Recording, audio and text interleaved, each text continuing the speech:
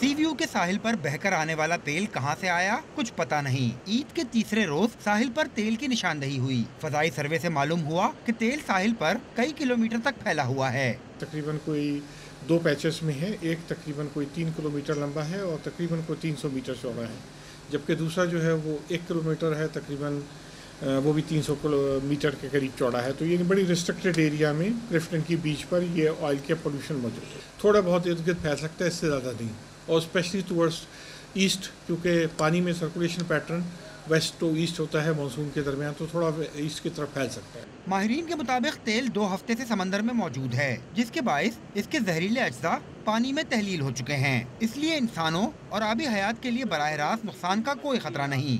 Already crude oil का होता है, मगर ये इतना खतरनाक नहीं है क्योंकि ये समुंदर में से रहता है, इसके ऊपर वेदरिंग प्रोसेस चल रहे होते हैं, तो ये एमल्सीफाई हो जाता है और बहुत एमल्सीफाई होकर ये हमारे इधर हिट किया है। इसने आके हमारी कोस्ट पे 2 जगह पे वेदरिंग प्रोसेस पे चल चुका है। अब इसने खुद ब खुद डिग्रेड होना है, क्योंकि ऑर्गेनिक मैटर ही होता है ये।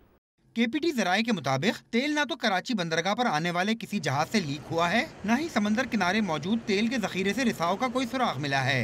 मुमकिना तौर पर तेल खुले समंदर में किसी जहाज से लीक होकर साहिल तक पहुंचा है। मामले की तहकीकात जारी हैं। कैमरामैन नादिर हसन के साथ सैयद ज़ीशान अहमद, डॉन न्यूज़, कराची।